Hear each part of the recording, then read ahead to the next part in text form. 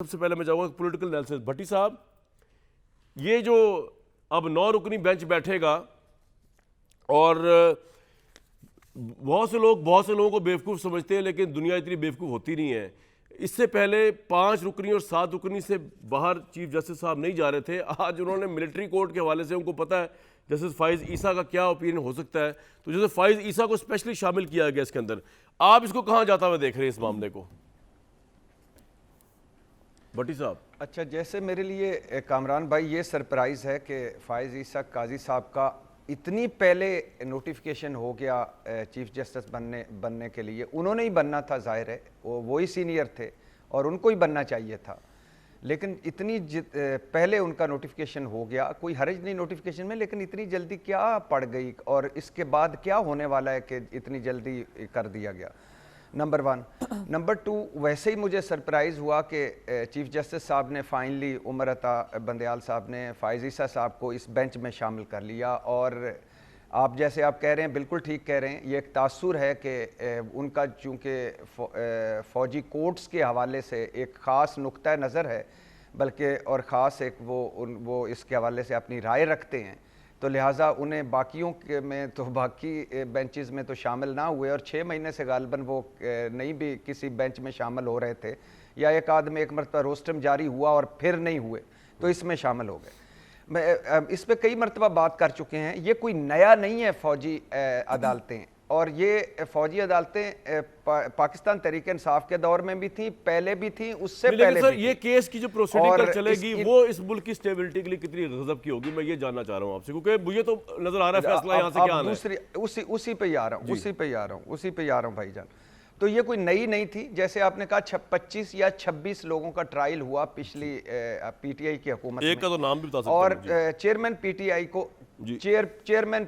को कहा भी गया कि आप इनको अगर ख़त्म करें, और तो ना तो उन्होंने नहीं किया, उन्होंने कहा कंटिन्यू होना चाहिए। और 1-2 मरतबा उन्होंने ये भी कहा था कि जब मैं वो आपको अगले मरतबा जब हम इकट्ठे होंगे तो आपको वो बयान उनके या उनके अखबार में छपे हुए मेरे पास पड़े हुए भी हैं, जब मैंने इकट्ठे किए, कि ये ठीक हैं कि ये जब इस तरह के मुलज़म, एक मरतबा GHQ पे हमला हुआ था और जिस मुलज़म ने हमला किया था वो मुजरम था, उस मुजरम ने वो 3-4 केसों में छूट के दोबारा वो हमले में हुआ था। तो उस हवाले से भी उन्होंने, उनका मौक़िफ़ है कि ये हमारा जो सिविलियन निज़ाम है ये ख़त्म हो गया और खसूसी अदालतें बननी चाहिए। ठीक, इसमें कोई शक नहीं, आइन कानून के मुताबिक फैसला होना चाहिए, मुनसिफाना ट्रायल होना चाहिए, इंसाफ होना चाहिए, ज्यादती नहीं होनी चाहिए। लेकिन मैं आपको लगता नहीं कि ये इदारों को एक दूसरे के सामने मजीद लीथल तरीके से लाएगा भट्टी साहब? चाहिए, क्योंकि ऑब्वियसली फैसला तो नजर आ रहा है क्या होना है। हूँ कि फौजी, हाँ, मैं इस हक में हूँ कि फौजी अदालतें होनी चाहिए,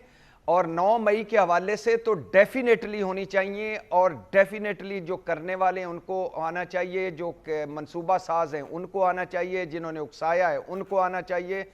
और अल्लाह ना करे कि ऐसा फैसला आए सुप्रीम कोर्ट से कि जिससे ये गैर यकीनी, गैर सियासी और यानी सियासी अदम इस्तेकाम और हो, और तनाव हो, और सारा कुछ हो। मेरा ख्याल है सुप्रीम कोर्ट को इस 9 मई के हवाले से अपना किरदार अदा करना चाहिए, इन चारों सतह के मुल्ज़मों और मुजरमों को कैफरे किरदार तक पहुंचाने के लिए, ताकि आइंदा कोई ना कर सके। पॉइंट आ गया। उस्मा बुखारी साहिबा, आपके नज़दीक ये एक बड़ी मेरिट पे लाई हुई रूटीन की पिटीशन ही है ना कि जी 2 हमारे मोजिस वकला जो है उनको ये फिक्र है कि शहरी जो है उनका मिलिट्री ट्रायल ना हो। एक हमारे साबिक चीफ जस्टिस जवाद ख्वाजा, उनका भी है, अगरचे उन्होंने कल अता बंदयाल साहब से मुलाकात भी की चीफ जस्टिस साहब से, लेकिन इसमें क्या मुज़ायका है?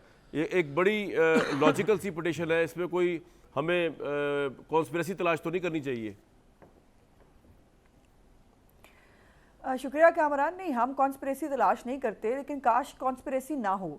ये जो सारे हैं, जवाद ख्वाजा साहब, ये लतीफ़ खोसा, एतजाज़ हसन, इनको इंसानी हकूक़ और ये सब अब याद आया ना, उसने वो कर दिया जो कोई पॉलिटिकल पार्टी सोच भी नहीं सकती।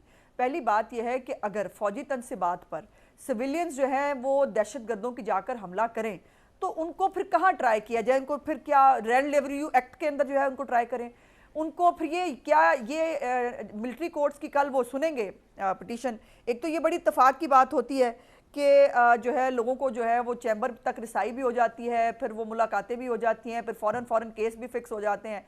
हमजा शहबाज शरीफ साहब की जो रिव्यू है वो आज तक फिक्स नहीं हुआ, जो है वो बंदयाल साहब ने उसको आज तक टेकअप नहीं किया। और बहुत सारे केसेस हैं जो पड़े हुए हैं, उनको कभी उन्होंने टेकअप नहीं किया। लेकिन ये पता नहीं करामात है किसकी, मुझे नहीं मालूम, लेकिन कुछ चैम्बर के अंदर जाके फूंक मारी जाती है, फिर फ़ौरन से पहले जो है वो ये सब हो जाता है। बंदयाल साहब ने जब इमरान खान को बुला के गुड टू सी यू कहा था ना, और गुड लक कहा था कि जाएं आपको थोक के हिसाब से कल जमानतें मिलेंगी इस्लामाबाद हाई कोर्ट में, उस वक्त तक 9 मई हो चुका था। उस वक्त 10 मई को भी जो अगले दिन की क्वांटिटी थी जिनके अंदर रेडियो पाकिस्तान जला था, जिसके अंदर एम्बुलेंसें जली थी, वो सब कुछ भी हो चुका था। बंदयाल साहब ने उस वक्त नहीं देखा होगा ना, जैसे उनको 25 मई को भी उन्होंने कहा इमरान खान को पता नहीं चला होगा कि जो है वो उनको क्या जगह दी गई थी जलसा करने के लिए। अभी तक बंदयाल साहब ने नहीं देखा, अभी तक बंदयाल साहब को ये भी नजर नहीं आया कि आपने तो रिमांड तोड़ा था ना, चूंकि जैसे आपने एक रिवायत फिक्स की कि आपने एक रिमांड पे आए हुए शख्स को जो आपने रिमांड तोड़कर, लेकिन आपने भी देखे ना बंदयाल साहब को चारों तरफ से दीवार के इर्द गिर्द लगाने की कोशिश की। अब आपने आज जो नोटिफिकेशन निकाला है, अगरचे मैं तो बहुत रिस्पेक्ट करता हूँ और बड़े जबरदस्त जज साबित होंगे जैसे फाइज है चीफ जस्टिस एज वेल, लेकिन आपको इतना जल्दी पहले निकालने की क्या जरूरत पड़ गई थी? आपको ना जस्टिस फाइज ईसा ने ये कहा होगा, ना किसी और ने कहा होगा, आपने सिर्फ जस्टिस बंदयाल को थोड़ा लेट डाउन करने के लिए सब कुछ किया है ना, कि जी बताने के लिए यू आर लेस इंपॉर्टेंट, हम नया चीफ जस्टिस, ये सबको पता है 17 को उन्होंने आना है। बिल्कुल भी नहीं, नहीं ऐसा बिल्कुल नहीं, ऐसा बिल्कुल भी नहीं है। इससे लेस वो जो है ना लेट डाउन करने वाली तो बात ही नहीं है। बात यह है कि ये भी आप क्यों नहीं याद रखते कि एक क्यूरेटिव रेफरेंस जो है जिसके अंदर खुद हुकूमत वक्त जो है उसने लिख के दिया कि काजी फाइज ईसा के खिलाफ जो है वो रेफरेंस जो है वो नहीं बनता, और वो रेफरेंस वापस लेना चाहते हैं। वो आज 3 महीने हो गए हैं।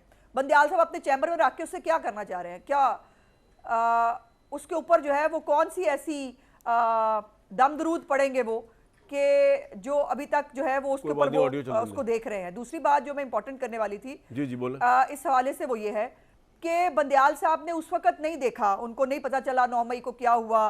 बंदयाल साहब को ये भी नहीं पता चला कि 10 मई को क्या हुआ, जब उन्होंने अगले दिन उनको बुला के एक मिनट इंपॉर्टेंट बात करनी है। बंदयाल साहब को अभी भी पता नहीं चल रहा कि रिमांड के ऊपर आपने ऑडियो फोरेंसिक करानी है, आपने मैच करानी है, आपने तहकीकात करानी है, जीआईटी बनी हुई है, उसके अंदर लोग शामिल नहीं हो रहे, और आपके जज कराम जो है वो पीटीआई को सपोर्ट फरमा रहे हैं, वो पीटीआई के टाइगर हैं। पीटीआई वाले तो रो रहे हैं कि हमारी औरतें, हमारे बच्चे, हमारे बूढ़े वो रोज चेयरमैन तहरीक के साथ अपीलें कर रहे होते हैं कि इतनी बर्बरियत तो यजीद के दौर में नहीं थी जो इस दौर में होगी, इतनी बर्बरियत जनरल जिया के दौर में थी इस दौर में होगी। वो कह रहे हैं पाकिस्तान को लेबनान बैरूत बना दिया आपकी गवर्नमेंट ने। भाई वो तो रो रहे हैं कि ऐसा जुल्म कभी नहीं हुआ। उस्मा बुखारी साहब दिल नहीं दहल रहा आपका। नहीं, वो कह रहे हैं औरतों के साथ जो हो रही है आज से पहले कभी इस तरह हुई। जी बताएं, आपसे पूछ रहा हूँ। ये इनकी गलत फहमी है ना। इनका प्रॉब्लम पता क्या है? इनका मुतालिया पाकिस्तान, इनकी तारीख पाकिस्तान, इनके इदारे, हर चीज जो है इंसानी हकूक जो है वो शुरू ही अब हुए हैं 2023 में आके। उससे पहले तो ऐसा कुछ एग्जिस्ट ही नहीं करता था ना। जो मरियम नवाज के साथ किया, जो काजी फाइज ईसा की बीवी के साथ किया, जो शहबाज शरीफ साहब की बेटियों के साथ किया, वो तो कुछ भी नहीं किया। मेरी गुजारिश है, अगर आपकी खवातीन फूलन देवियां बनी, अगर उन्होंने जाकर और खुद रिकॉर्ड पर उनकी वीडियोस मौजूद हैं, हम जला के आए हैं, हम किसी को नहीं छोड़ेंगे, आज हमसे कोई बचेगा नहीं, और वो मौके पे मौजूद थी, वो डंडे लेकर जो है वहां पर कर रही थी, क्या करें? वहां पे औरत कार्ड खेलें आप?